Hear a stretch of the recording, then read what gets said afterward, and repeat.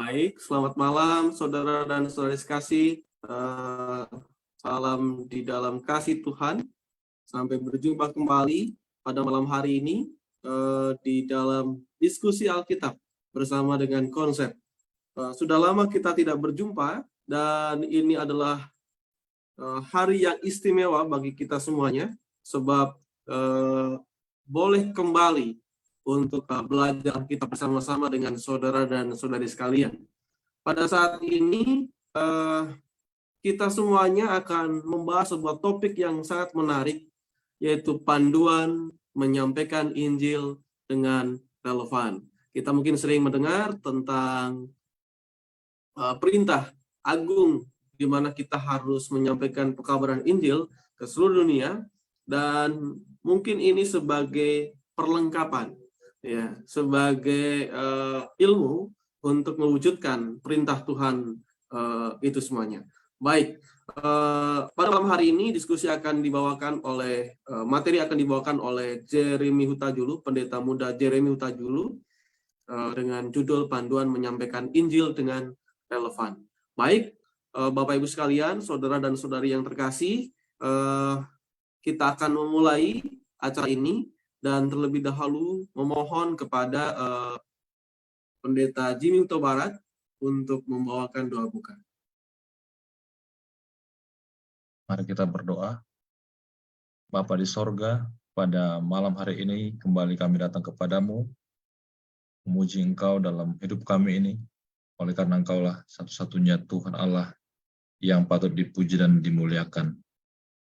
Ketika kami sudah siap untuk kembali belajar diskusi Alkitab, melalui pelajaran yang akan disampaikan oleh konsep dalam hal ini Pendeta Muda Jeremy Hutajulu. Dalam kiranya sahabat-sahabat konsep juga yang menyaksikan dapat memahami pelajaran ini tentang bagaimana kami dapat menjadi berkat bagi orang lain di tempat dimanapun kami berada. Dapat kami menyampaikan Injil Yesus Kristus berbaur dengan orang lain. Kiranya pelajaran ini juga dapat kami terapkan dalam kehidupan kami, di dalam di lingkungan dimanapun kami tinggal. Kami persembahkan doa kami dalam nama Tuhan Yesus Juru Selamat kami. Amin. Baik, kesempatan yang istimewa ini kita berikan kepada Pendeta Muda Jeremy Hutajulu. Ya, kebetulan beliau ini sedang mengambil master, ya, dan secara khusus dia membahas tentang teologi kontekstual, dan ini adalah sebuah materi yang sangat relevan bagi kita semuanya dan juga bagi pembicara kita pada malam hari ini. Baik, silakan Pendeta. Baik, selamat malam untuk kita semuanya. Terima kasih untuk kesempatan yang diberikan. Satu sukacita bisa kita kembali lagi aktif dalam diskusi Alkitab sama dengan konsep dan juga sahabat-sahabat konsep. Mungkin ada yang akan kembali lagi aktif menyaksikan tayangan-tayangan konsep, khususnya diskusi Alkitab. Kami menyambut kembali, selamat kembali. Dan malam hari ini saya akan langsung pada materi yang akan kami bagikan. Ini kita akan menyampaikan tentang topik utamanya adalah tentang teologi kontekstual yang kami beri judul di sini panduan menyampaikan Injil dengan relevan. Jadi ketika hal ini disampaikan nanti mungkin para penonton boleh merefleksikan melihat bagaimana keadaannya masing-masing. Namun kami menyampaikan ini sebagai panduan sehingga penyampaian Injil dan juga kita dalam bertumbuh dalam Tuhan dalam kehidupan sehari-hari boleh bertumbuh dengan lebih baik lagi. Nah, kita sekarang masuk di pendahuluannya bahwa pengabaran Injil ke seluruh dunia ini dijalankan oleh para pengabar Injil, yaitu para misionaris ya. Seperti tadi Pendeta Dwi sampaikan, ada amanat agung yang Yesus Kristus Tuhan kita sampaikan kepada setiap murid-muridnya. Siapakah itu? 12 murid dan semua orang yang percaya pada Yesus yang bertumbuh dalam pemuritan di dalam Yesus. Dan itu pertama kali mungkin secara tempatnya ya, dimulai di Yerusalem, Yudea, Samaria, dan ke ujung bumi. dalam Kisah Para Rasul 1 ayat 8, di mana Tuhan Yesus janjikan bisa melakukan hal itu sampai ke ujung bumi dengan satu karunia kuasa daripada Roh Kudus untuk bisa melakukannya. Kemudian kita masuk bahwa pengabaran Injil di Indonesia dimulai pada abad ke-16, masuk melalui perdagangan atau penjajahan negara Kristen, negara Belanda, dan yang lain-lain, hingga sampailah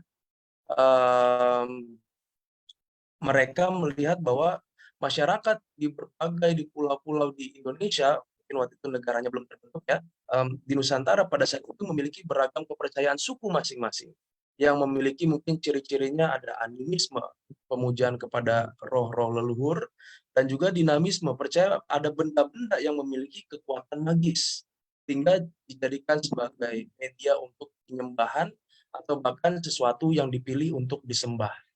Jadi ini gambarannya di zaman dulu. Namun sekarang kita melihat di zaman kita sekarang sudah banyak perubahan-perubahan, banyak perkembangan-perkembangan penyampaian Injil kepada suku-suku yang beragam-beragam ini di Indonesia. Nah, kemudian kita masuk salah satu penghalang atau bisa jadi pembawa berkat bagi pengabaran Injil kepada orang-orang yang beragam itu adalah budaya. Budaya di sini kita melihat ada beberapa definisi yang kita coba perhatikan di sini. Cara hidup total. Jadi cara hidup total suatu bangsa. Warisan sosial yang diperoleh individu dari kelompoknya. Ya, saya anak mendapatkan kebiasaan-kebiasaan yang berbeda yang dimiliki oleh orang tua dengan orang tua yang lain. Apalagi sekarang nanti melihatnya, oh ternyata dia dari suku ini, diturunkan. Atau itu adalah sebuah rancangan hidup suatu masyarakat. Jadi gambaran kalau mau hidup kurang lebih seperti ini. Dimiliki dan dioperasikan oleh kelompok sosial tertentu. Jadi dimiliki dan dijalankan oleh kelompok tertentu. Budaya itu merepresentasikan, menggambarkan adanya ide-ide atau konsep-konsep. Kenapa sih mereka lakukan ini? Oh, karena hal ini. Jadi ada latar belakang pemikiran di belakangnya sehingga nanti muncul dalam bentuk tindakan-tindakan. Biasanya konsep-konsep dan perilaku-perilaku dalam budaya ini memiliki pola. Ya, mungkin biasanya ada pola yang sederhana dalam kehidupan manusia adalah pola kelahiran, bertumbuh, jadi dewasa, sehingga nanti beristirahat, meninggal. Jadi pola lahir sampai meninggal ini, itu yang di dalamnya ada budaya-budaya yang ciri khas berbeda-beda dari masing-masing suku ataupun kelompok. Nah, budaya itu sendiri terbentuk dari perilaku, itu yang kelihatan di bagian luar, ada nilai-nilai, apa yang baik atau tidak, kenapa dilakukan itu baik atau tidak ya. Kemudian ternyata makin dalam lagi ada nilai kepercayaan. Apa yang dianggap benar. Kemudian ada pandangan dia, kelompok itu tentang dunia. Apa ya sesuatu yang dianggap nyata. Mungkin kurang lebih gambarannya seperti ini. Jadi ketika gambaran di luar inilah yang kita lihat sehari-hari. Kemudian ada masuk di dalamnya nilai-nilai apa itu yang baik, apa itu yang buruk. Kemudian ada kepercayaan apa sih yang benar,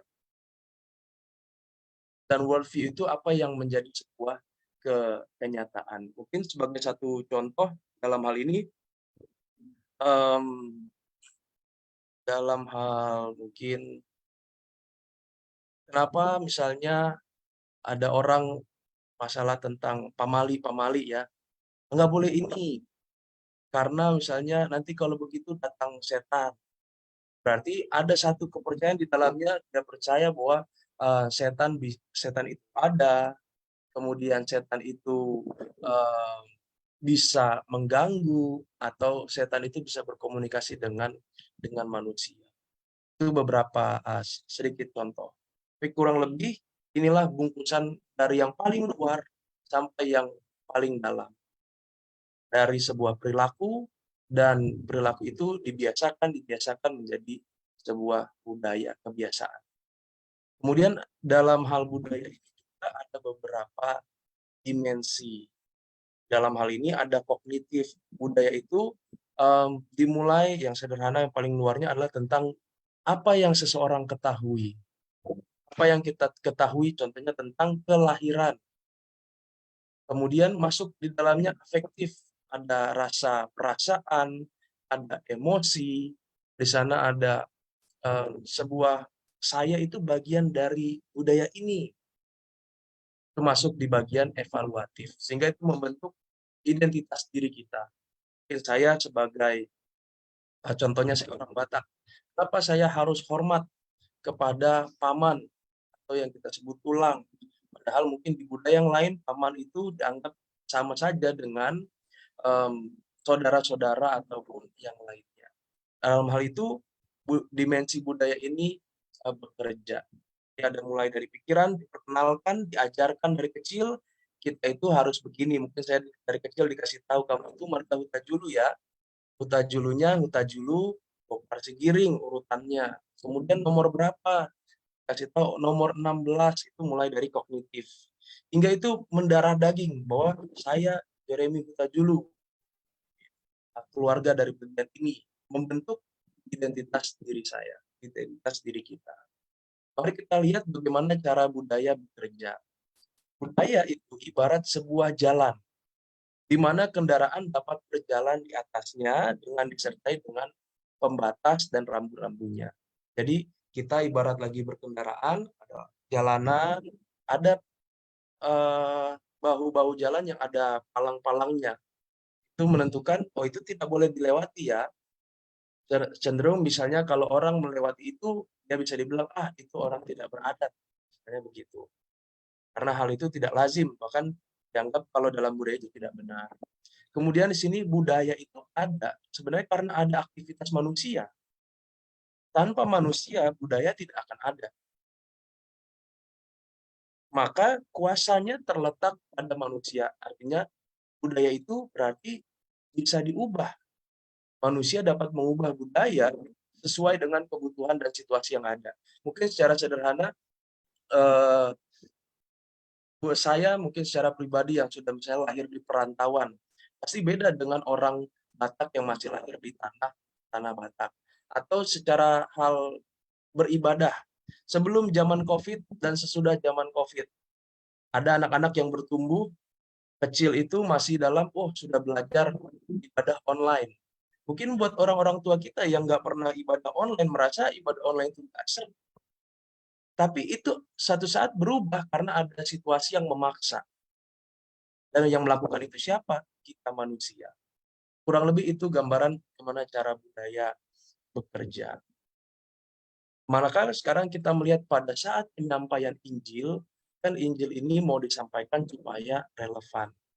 Injil ini memiliki latar belakang budayanya ya di Timur Tengah sana.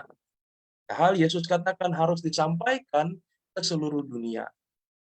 Injil adalah hadiah dari Tuhan. Atau Injil ini digunakan kata Injil supaya mengeneralisir ya Bapak Ibu ya, sahabat-sahabat konsep. Bisa juga di Injil ini bermaksud Alkitab. Ya, Alkitab di mana sumber kebenaran itu berasal. Alkitab atau Injil adalah hadiah dari Tuhan, sedangkan budaya adalah hasil aktivitas manusia. Namun demikian, Injil dihidupkan dan disebarluaskan dalam kehidupan budaya kita sehari-hari. Kemudian, semua budaya memiliki bagian-bagian citra Allah.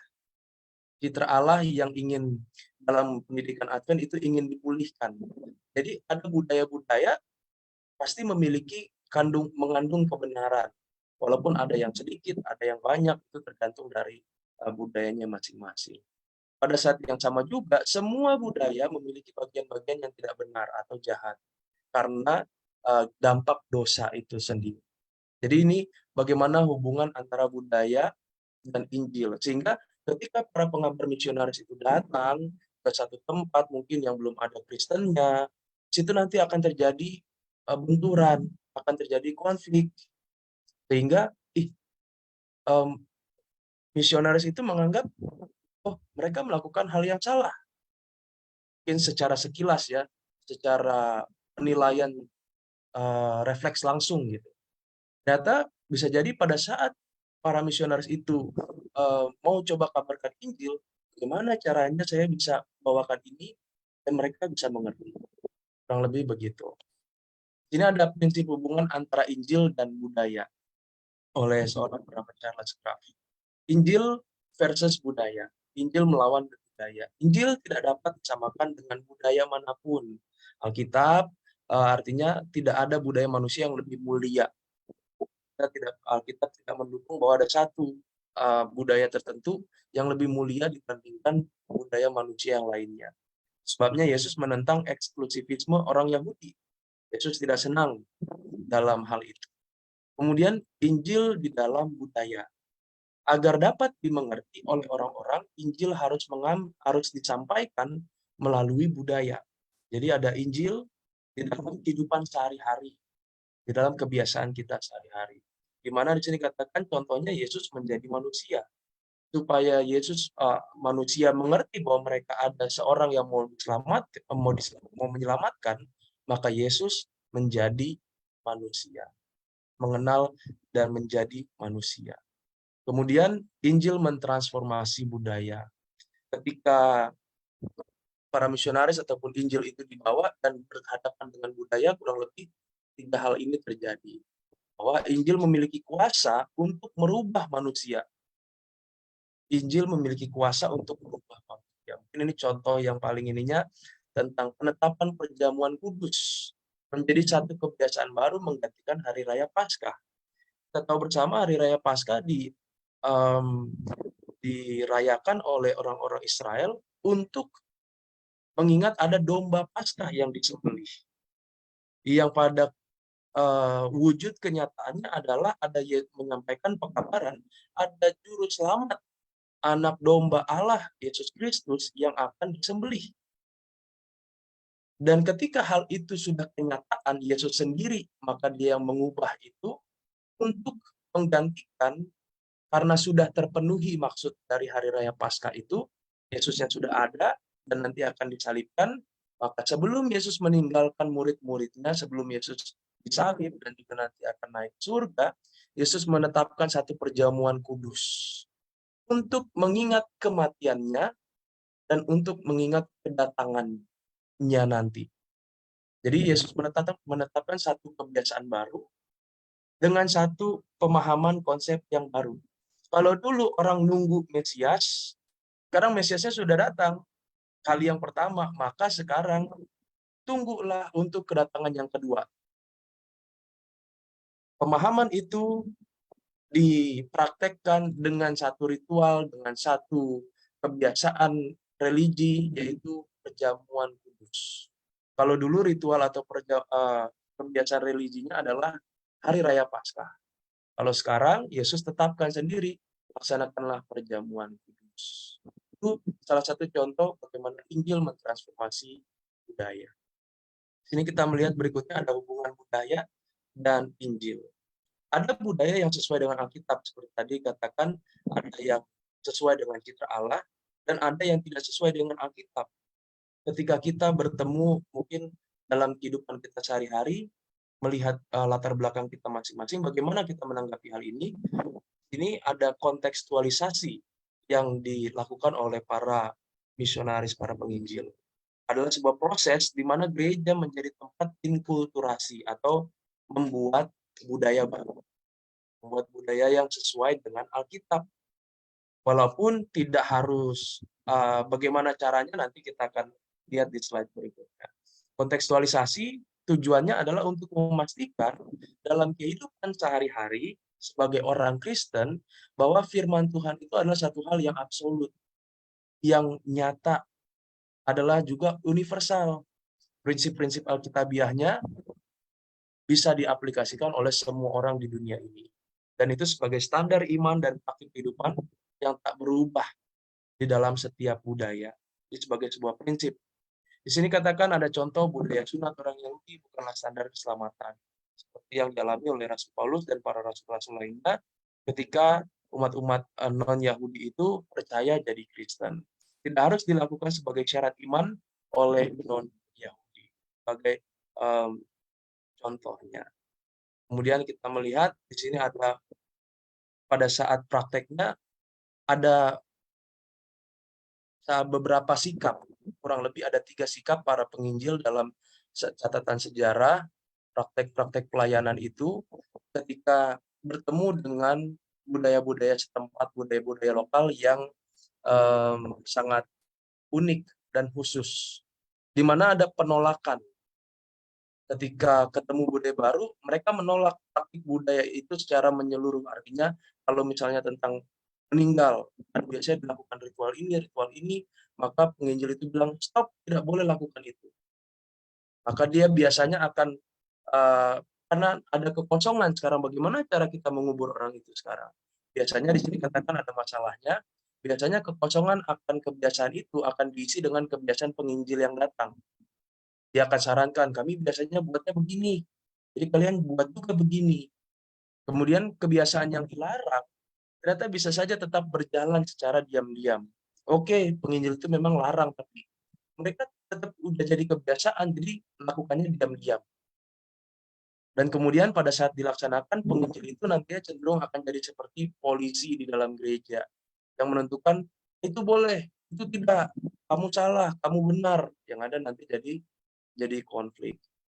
Di sini penganut Kristen yang ikut dianggap orang asing oleh sesamanya. Jadi ketika orang Kristennya masuk dalam kebenaran, kalau dengan cara penolakan seperti ini, biasanya dengan sesama orang sesukunya dia akan dianggap sebagai orang asing. Udah lain dia, udah bukan kayak kita lagi, udah nggak ini, udah nggak begitu, gara-gara imannya misalnya gitu. Ya contoh di sini ada praktik ilmu gelap yang mungkin zaman sekarang sudah berkurang juga ya, tapi ada aja yang masih mungkin melakukan secara diam-diam walaupun dengan iman sudah sangat jelas bahwa kita tidak percayakan hal itu. Kemudian itu tadi yang pertama ditolak secara menyeluruh tentang prakteknya ya, tentang prakteknya. Kemudian ada yang kedua responnya penerimaan, mereka menerima. Jadi dilakukan Injil itu mau disampaikan, tapi budaya yang diterima, yang dimiliki oleh orang-orang itu diterima secara menyeluruh. Artinya nggak ada pemeriksaan dan juga tidak ada penolakan. Dia tidak ditolak, misalnya dulunya begini, maka sekarang dari Kristen ya begitu juga, nggak apa-apa silakan. Terjadi karena rasa penghargaan atau penghormatan yang berlebihan dari sang penginjil terhadap praktik budaya setempat. Mungkin karena betul ya budayanya bagus, begini-begini, baik, tapi ternyata ada yang salah. Nggak apa-apa lah, karena itu baik dan mereka juga senang lakukannya, biar mereka lakukan terus. Nah, pada saat hal ini terjadi, ada masalah bahwa hal yang buruk dalam budaya masuk ke dalam gereja. Setelah itu ada yang disebut dengan sinkretisme, di mana sudah masuk dan sekarang bercampur dengan budaya gereja, terjadilah satu budaya yang baru. Udah karena kebiasaan, dulunya salah, sekarang udah jadi kebiasaan dengan budaya gereja, dianggap itulah yang benar.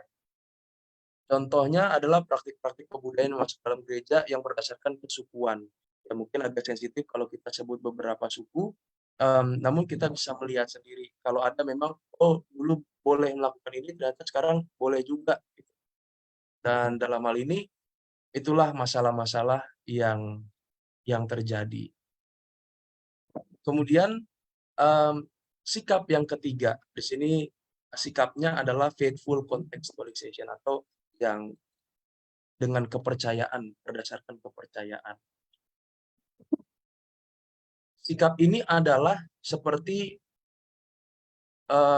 titik moderat, tidak menolak secara menyeluruh dan juga tidak menerima secara menyeluruh.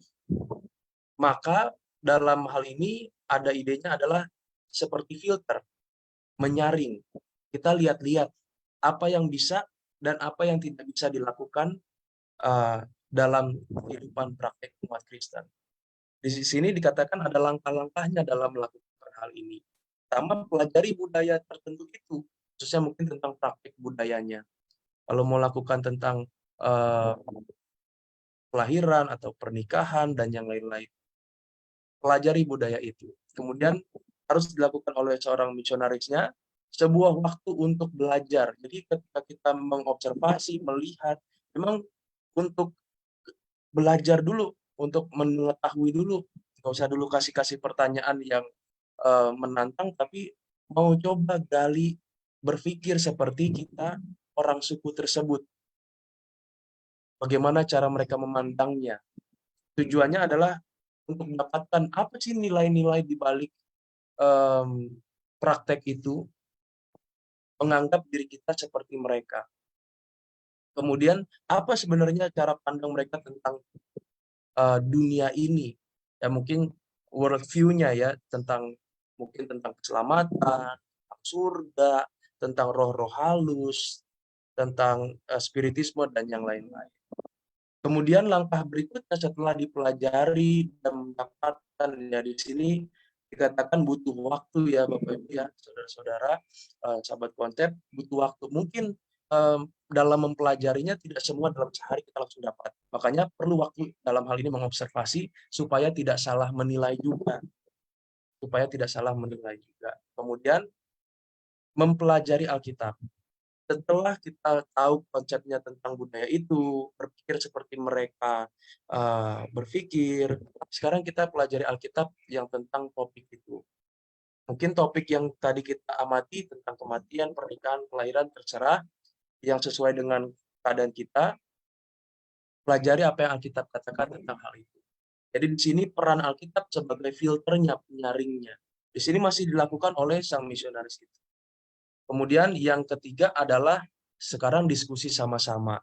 Kalau misalnya suku A, itulah yang kita observasi, yang kita lihat praktik kebudayaannya.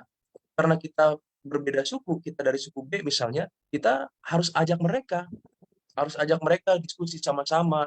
Yang saya amati begini tentang budayanya. Bagaimana menurut Bapak Ibu tentang budayanya? Kemudian mari kita lihat sama-sama sebenarnya bagian budaya mana yang sejalan dengan Alkitab. Kalau sejalan, mari kita lanjutkan. Kita bisa lakukan.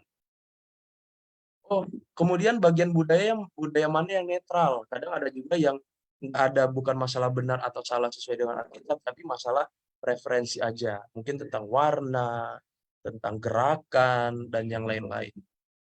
Bagian budaya mana yang tidak sesuai dengan Alkitab. Nah, itulah dalam hal ini kita sebagai penggerak utamanya, para misionaris atau pendeta, dan juga anggota jemaat, orang yang ada di suku itu, kita libatkan. Sama-sama kita menilai, mempertimbangkan, memohon kepada Roh Kudus, melihat mana yang tidak sesuai dengan Alkitab. Nah, hal ini dilakukan supaya bertujuan agar mendapat jawaban dari orang yang memiliki budaya tersebut. Karena agak lucu nanti kalau saya budaya B, nanti saya tiba-tiba bilang, ganti-ganti, nggak boleh, jangan lakukan itu lagi, kepada orang yang bersuku A, yang mempraktikkan praktik kebiasaan itu. Jadi kita libatkan mereka supaya mereka juga mengetahui kenapa harus diubah. Dan juga supaya mendapat kesepakatan bersama.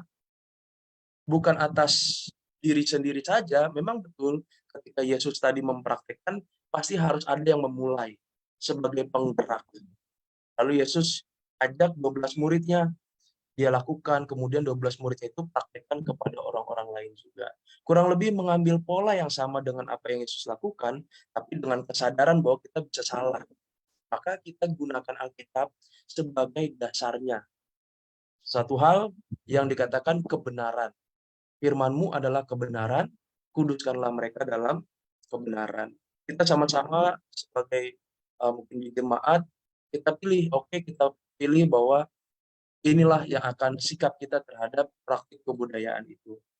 Dan diharapkan kalau sudah kesepakatan bersama, itu berpengaruh juga kepada orang lain yang mungkin pada saat itu tidak hadir, dan juga bisa disampaikan kepada orang-orang lainnya. Bagaimana sikap kita sebagai orang Kristen berperilaku melaksanakan praktik budaya itu. Kemudian ada pengganti fungsional, yang menetapkan praktik yang dapat disarankan sebagai pengganti. Karena praktik budaya itu mereka pilih pasti karena ada kebutuhan manusia.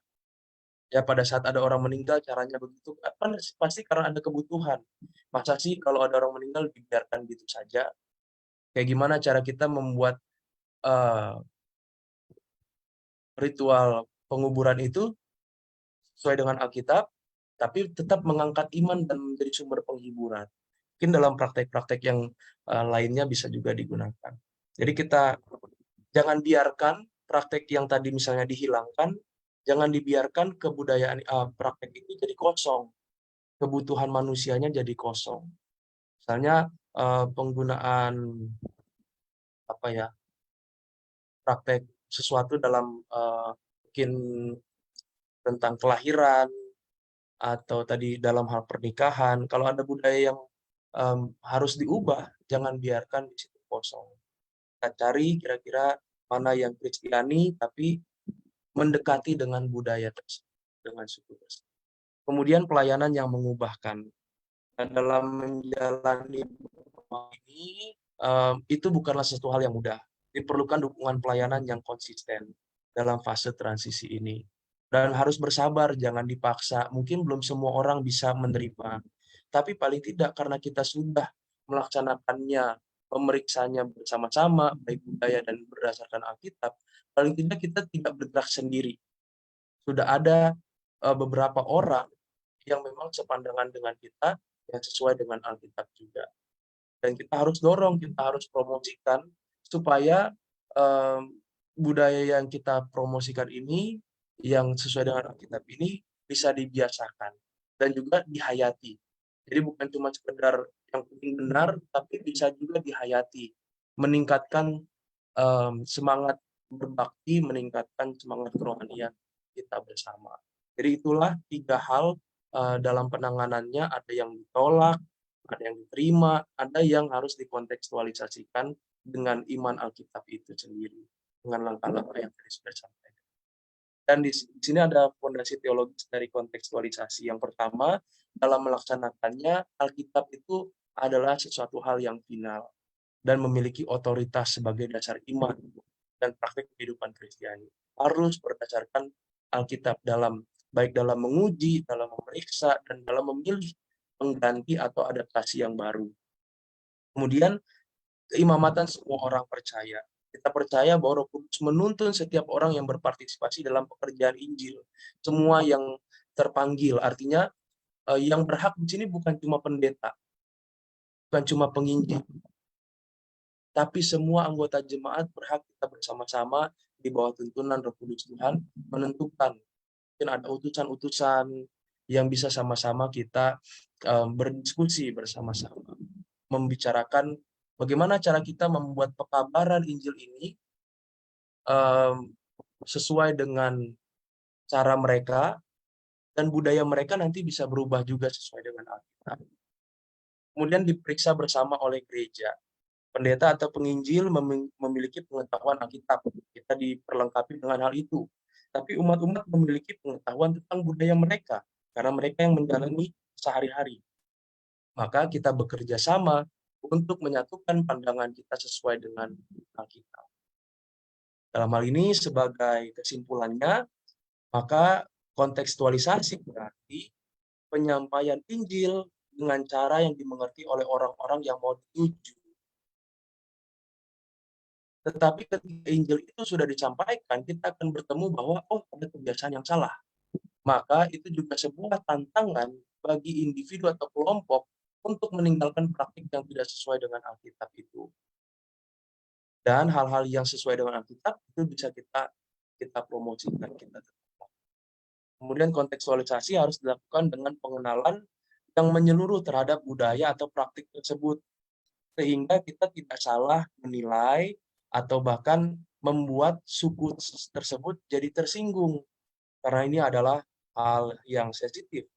Dasar Alkitab tentang topik budaya tersebut kita juga harus ketahui, bukan cuma kenal budayanya saja, nanti kita memilih sesuai dengan perasaan hati kita, kayaknya lebih bagus ke sini deh. Tapi dalam hal ini kita memilihnya berdasarkan Alkitab. Kemudian keterlibatan yang kolektif dari orang-orang setempat. Bukan cuma diri kita saja, tapi harus ada orang-orang yang kita sama-sama sebagai teman, supaya ada check and balance-nya dalam melakukan hal ini. Dan kemudian supaya hal ini kita lakukan bukan cuma sekedar untuk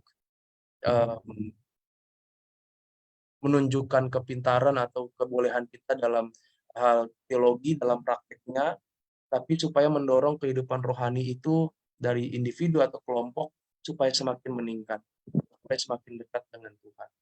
Dan dalam prakteknya bukan melakukan hal yang tidak sesuai dengan Alkitab. Itulah mungkin di sini ada beberapa referensi yang bisa digunakan atau yang kita gunakan dalam hal materi malam hari ini. Terima kasih, kiranya ini boleh menolong kita semua dalam hidup dalam pemuritan di dalam Yesus Kristus, semakin hari semakin dekat dengan Tuhan. Kami kembalikan kepada moderator.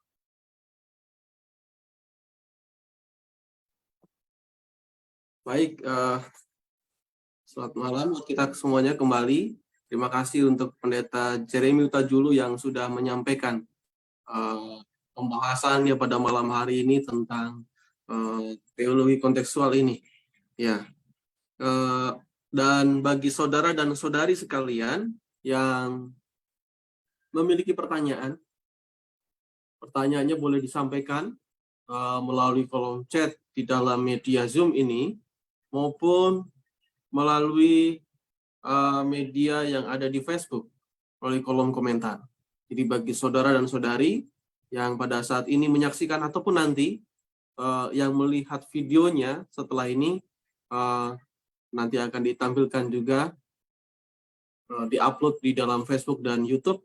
Boleh juga menyampaikan pertanyaan-pertanyaan sehingga nanti akan ditanggapi oleh admin. Baik, kita mulai dengan satu pertanyaan. Ya, ini ada pertanyaan yang cukup mendasar, yaitu apa bedanya budaya dengan adat dan istiadat?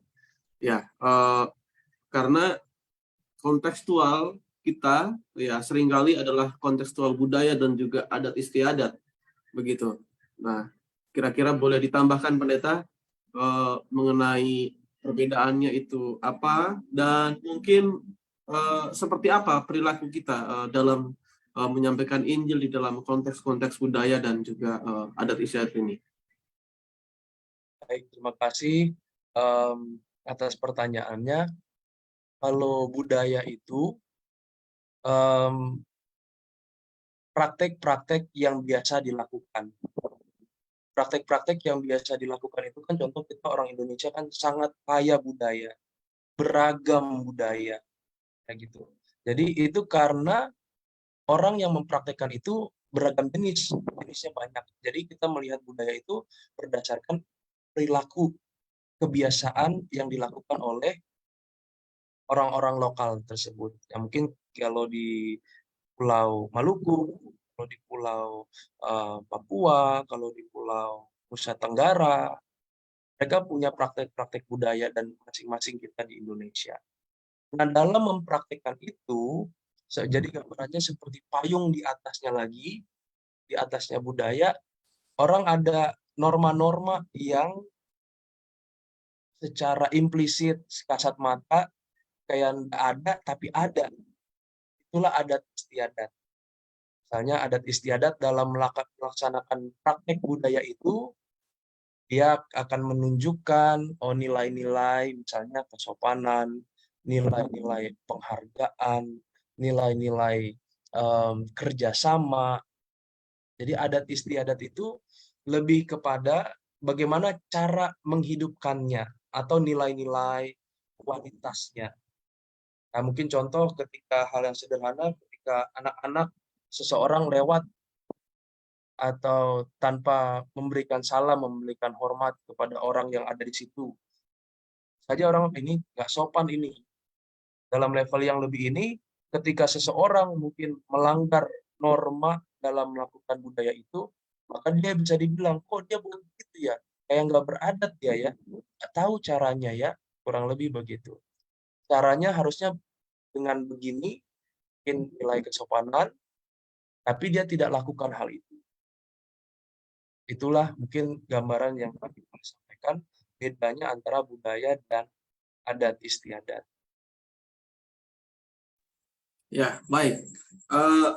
Kita semua pada malam hari ini muncul dari latar belakang budaya dan juga latar belakang, tempat di mana kita ditugaskan juga memiliki budaya yang seringkali berbeda dengan kita. Di sini ada pendeta Muda Ciwidey Barat yang ditugaskan di Batam ya, kalau tidak salah. Kemudian ada pendeta Maruf Papasitorus yang ditugaskan jauh di dalam budaya yang berbeda di Jawa Barat. Begitu. Nah, barangkali boleh menyampaikan pendeta kira-kira apa sih tantangan dan juga apa sih yang perlu menjadi perhatian kita di dalam menyampaikan Injil di dalam konteks budaya di mana kita berada. Begitu, terutama mungkin di tempat pendeta berada pada saat ini. Ya, mungkin ada poin-poin yang mau disampaikan. Dari pendeta Ciwidey Barat terlebih dahulu mungkin. Oke, nanti ke pendeta Jeremy Utajulu.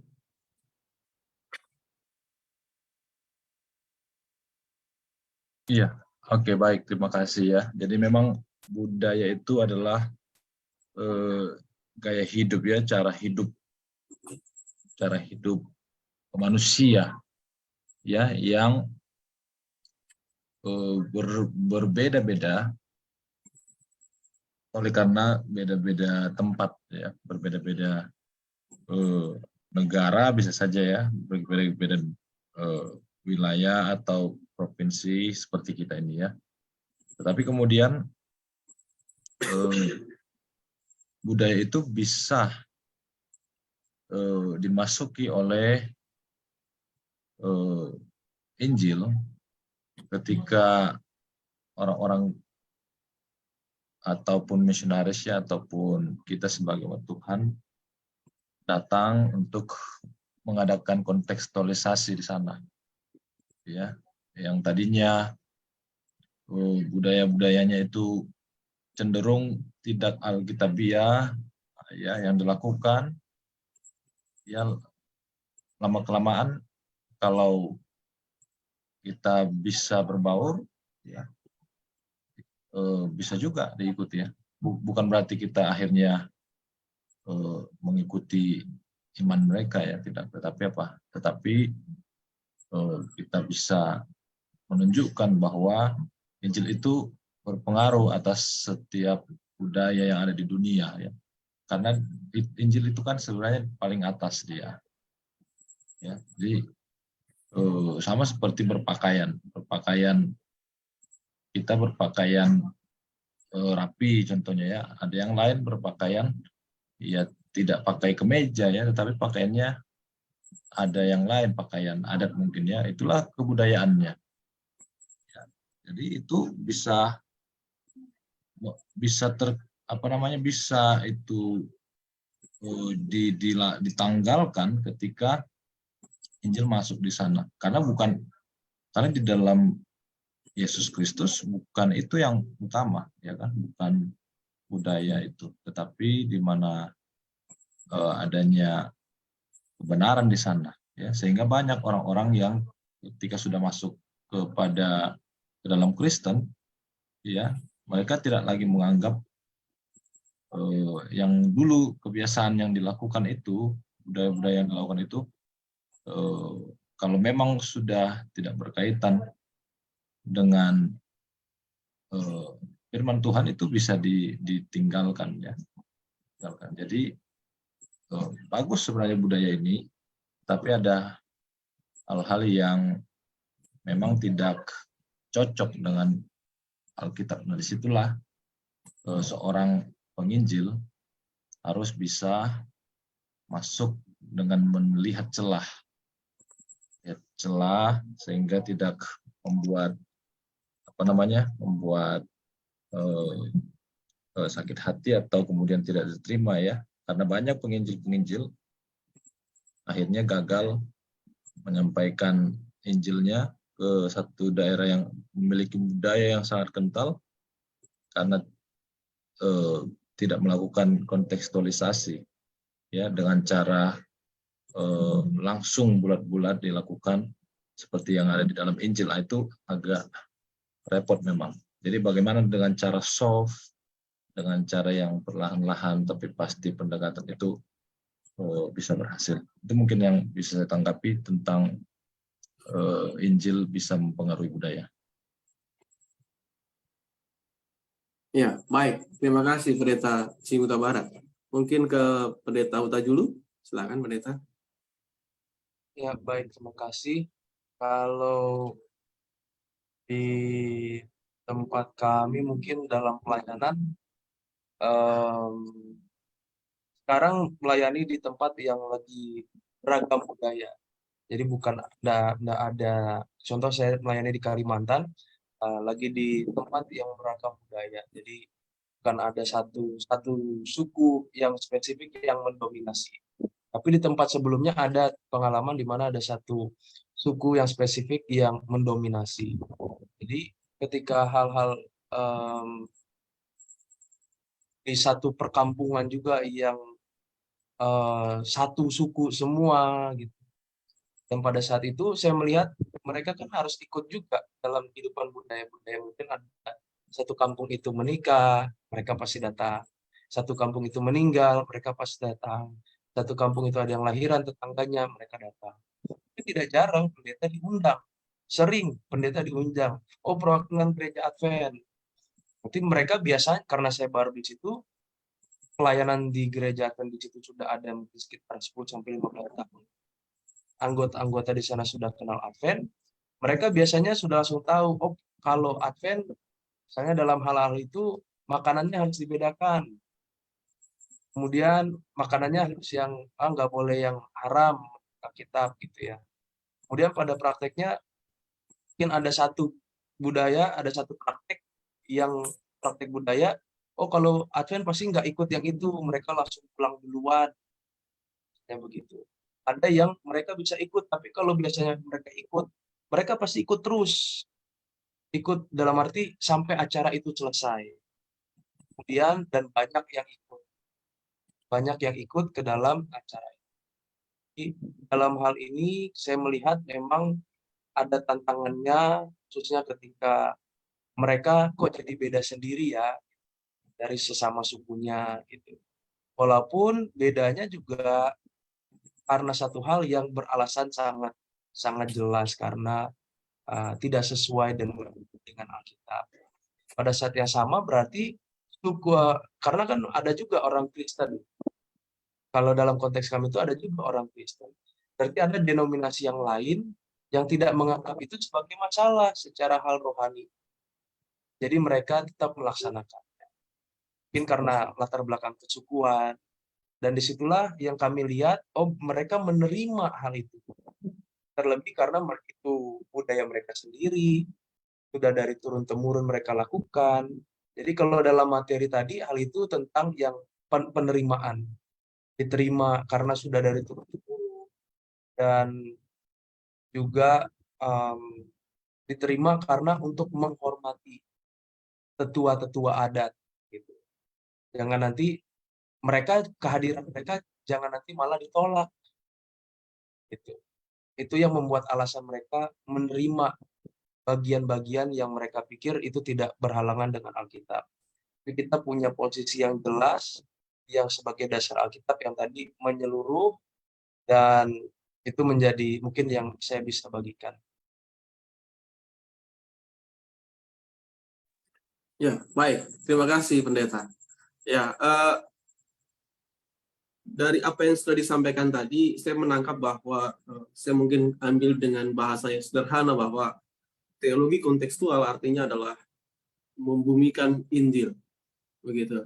Membuat Injil itu menjadi relevan, ya, dengan mempelajari apa yang dipikirkan di mana kita akan menginjil, ya, orang-orang di mana kita akan menginjil, kemudian kita menyampaikan Injil itu dengan pola dan cara mereka berpikir, begitu. Dan itu tentu saja tidak mudah karena harus mempelajari budaya dimanapun kita berada, kita akan menyampaikannya, kita harus mengetahui dengan baik, jangan sampai salah, kalau salah nanti malah berujung dengan penolakan.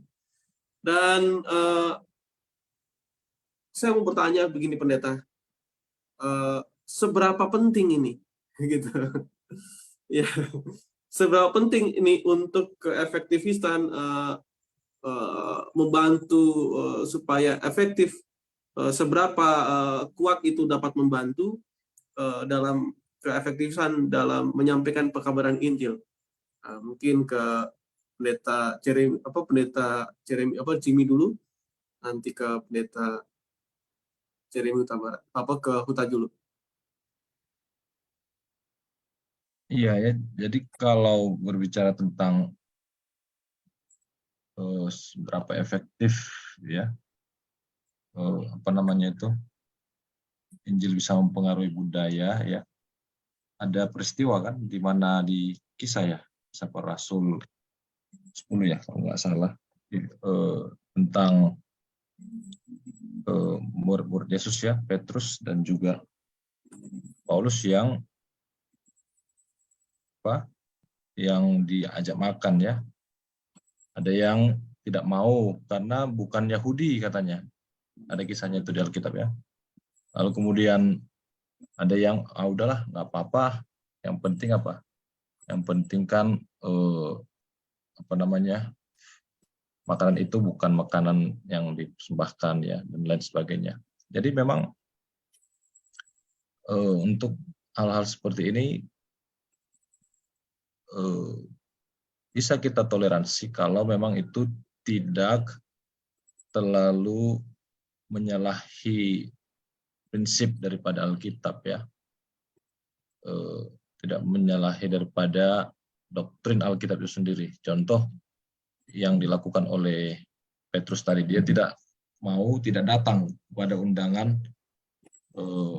makan bersama itu walaupun bukan orang Yahudi ya, karena tidak ada budayanya, nggak boleh harusnya ya kan, ya ini nggak boleh ya. Makanannya pun sebenarnya beda, itu ada makan haram, ada makan tidak haram ya. Jadi nah ini juga sering menjadi tantangan bagi penginjil ketika diajak ke satu tempat untuk makan bersama contohnya, lalu kemudian langsung ada penolakan karena persoalan makanan. Nah, ini sudah kita langsung membuat satu jurang pemisah yang dalam jadinya ya, sehingga kita tidak dapat menjangkau. Jadi efektifkah apa yang dilakukan oleh Petrus? Efektif. Dia dengan datangnya dia ke rumah seorang yang bukan Yahudi itu, akhirnya mereka bisa mengenal Tuhan ya, bahkan satu keluarga. Jadi begitu juga dengan kehidupan aplikasi di zaman sekarang ini. Ya, banyak orang-orang yang sedang mencari Tuhan itu, ada banyak dari berbagai macam budaya. Lalu kemudian bagaimana bisa menjangkau mereka? Kalau saudara sesama mereka pun tidak ada yang bisa menjangkau, tentu harus dari luar mereka kan begitu. Ya, berarti kita dituntut untuk bisa menyesuaikan, beradaptasi dengan budaya setempat yang tidak menyalahi prinsip atau tidak melanggar prinsip-prinsip kebenaran firman Tuhan, sehingga lambat laun bisa berjalan dengan efektif, dapat menangkan jiwa. Banyak ya di dalam Alkitab juga banyak itu peristiwa-peristiwa yang Paulus juga salah satu ya, kepada orang Yahudi aku seperti orang Yahudi katanya kan, pada orang Yunani aku seperti orang Yunani. Jadi nggak masalah ya, apalagi dengan pakaian. Tentunya kita harus memakai pakaian yang dipakai oleh orang itu ya. Di satu suku tertentu budayanya memang pakaiannya berbeda dengan pakaian modern, ya tidak ada salahnya kalau itu adalah tuntutan Injil untuk kita lakukan demi memenangkan jiwa mereka untuk mengenal kebenaran ya. Jadi saya rasa sangat-sangat efektif untuk kita lakukan prinsip daripada kontekstualisasi. Terima kasih. Ya, baik. Silakan Pendeta Jeremy Utajulu, barangkali dengan closing statement kali ya. Oke, boleh. Terima kasih. Jadi apakah efektif, apakah seberapa penting, dalam hal ini kita melihat bahwa ada pengalaman penginjil yang awal-awal mereka datang ke pulau yang mungkin belum tersentuh dengan pekabaran Injil, beragam pengalaman yang mereka alami. Tapi salah satu yang di Indonesia, di Pulau Sumatera, kalau saya tidak salah, nanti mungkin Pendeta Jimmy Huta Barat boleh bantu sebutkan namanya karena saya sendiri lupa. Penginjil ini datang ke sana, kemudian dianggap karena baru dilihat penginjil dari Eropa datang, karena baru pertama kali mungkin melihat orang kulit putih, sehingga bahasanya beda, cara ininya beda, sehingga dibunuh penginjil itu dan bahkan dimakan. Kemudian penginjil itu menjadi salah satu cerita yang terkenal bahwa kalau nggak kenal memang tidak sayang. Jadi tantangan yang pertama, oh ya, no mention ya Pak Pendeta ya, tokoh Bill dibuat orang Tapanuli, no mention. Dalam hal ini kontekstualisasi itu sampai sebegitunya dalam no mention berhasil ya. Lehman dan Munson mati dibunuh. Baik, itu tangan dari Pendeta Jimmy Huta Barat menyatakan kalau pembawa Injilnya aja mati, meninggal, dibunuh, bagaimana pekabarannya bisa tersampaikan? Maka yang pertama kali kita lihat adalah ternyata bukan apa yang kita mau sampaikan dulu yang penting, tapi bagaimana kita menempatkan diri dulu yang penting. Ketika kita berhasil menempatkan diri, itulah maksudnya supaya kontekstualisasi itu bisa bekerja. Menempatkan diri dulu supaya orang berterima, membuka hati. Karena kalau kita di dalam pemikiran mereka sebagai orang yang asing, kita dianggap sebagai bukan satu bagian dari kelompoknya. Pasti akan ada penolakan. Bagian paling ekstrim adalah pembunuhan, seperti para penginjil yang mereka alami. Jadi kontekstualisasi selain daripada mau memasukkan pekabaran Injil itu sesuai masuk ke budayanya, tapi merubah kita juga sebagai orang yang mau mengabarkan Injil supaya berterima di pandangan orang yang mau kita jangkau. Jadi penyesuaian yang kita lakukan harus dilakukan tetap menegakkan prinsip kebenaran. Kita udah tahu seperti apa ajaran Alkitab, walaupun kita harus menyesuaikan seperti disampaikan Pendeta Jimmy Huta Barat dalam hal-hal kecil, pakaian, cara berbicara, mungkin belajar sedikit bahasanya mereka. Karena itu kan cara orang masuk ke dalam Injil itu. Ketika ternyata ada orang, mungkin contoh seperti Pak Pendeta Dwi, ternyata ada orang Jawa di gereja Advent. Orang Jawa lainnya yang bukan agama Advent pasti berpikir, oh berarti bisa ya, secara tidak langsung.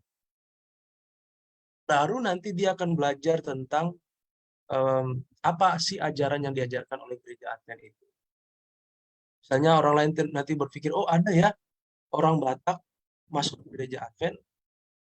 Mungkin pada saat awal-awalnya akan ada terjadi pertentangan yang dialami, mungkin dari keluarga dan yang lain-lain, tapi ada beberapa kesamaan yang dimiliki, itu bisa menarik orang supaya bisa tertarik dan bisa masuk pengkabaran Injil buat mereka. Jadi salah satu apakah itu penting atau tidak, pasti sangat penting. Bagaimana keefektivitasannya tergantung cara kita melaksanakannya. Tujuannya adalah seperti tadi Paulus, kita kepada orang Yunani seperti orang Yunani, kepada orang Yahudi seperti orang Yahudi, orang sedih kita sedih, orang senang kita senang.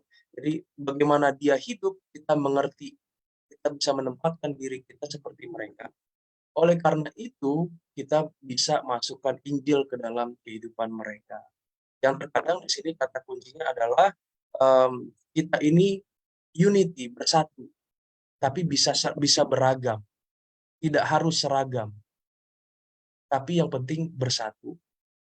Mungkin beda ragamnya, apalagi kalau kita berbicara Indonesia saja sudah sangat beragam, apalagi kalau kita bicara seisi dunia gitu ya.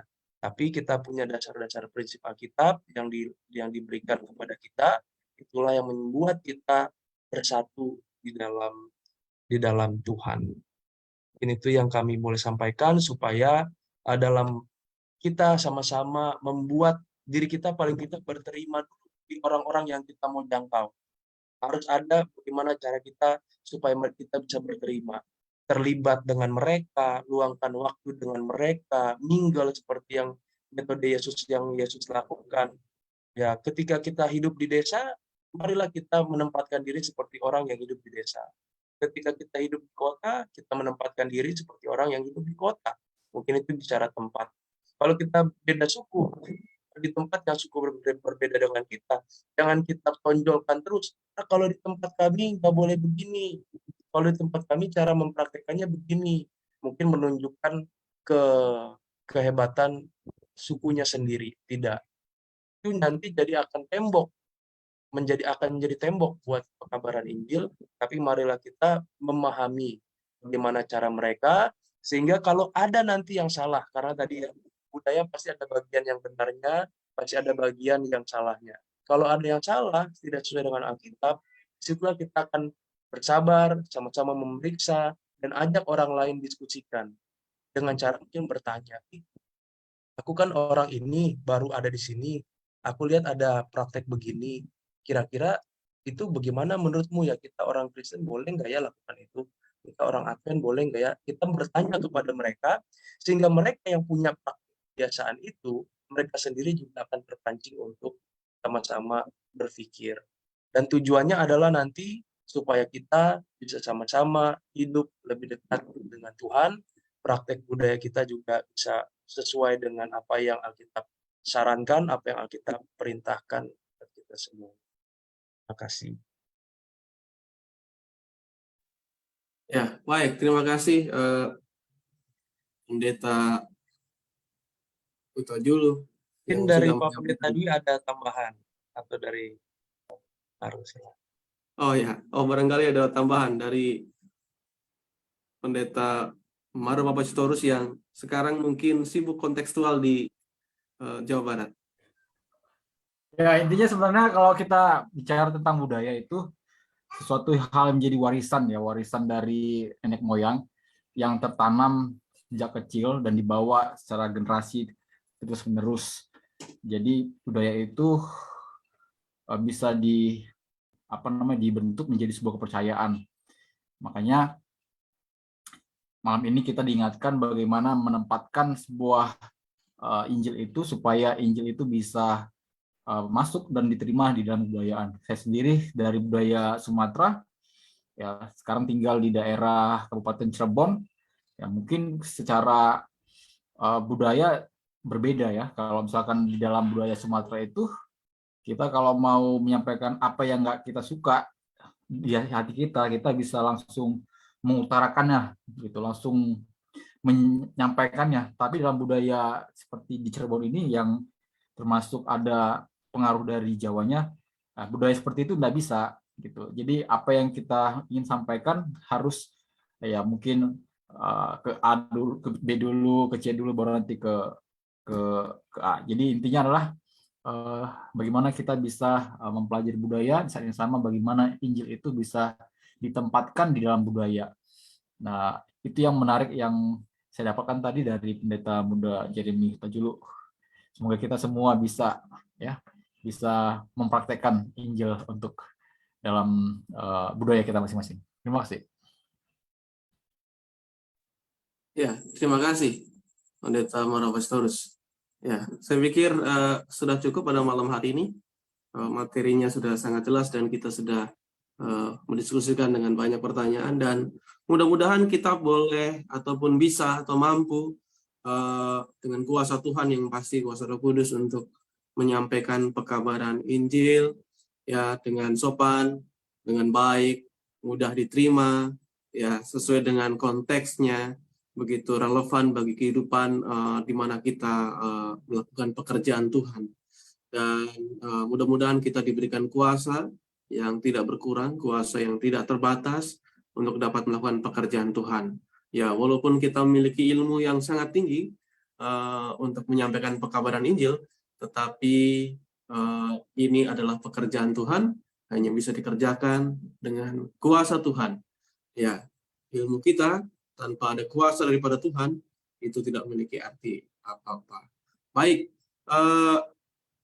kita akan menutup diskusi ini, ya. Jadi nanti saudara-saudari ketemu nanti di pertemuan-pertemuan yang akan datang tentang materi yang akan diberikan. Ya, kita tunggu materi yang menarik yang sudah dipersiapkan oleh teman-teman dari Konsep, para hamba Tuhan dari Konsep, dan mudah-mudahan ini akan memberkati kita semuanya.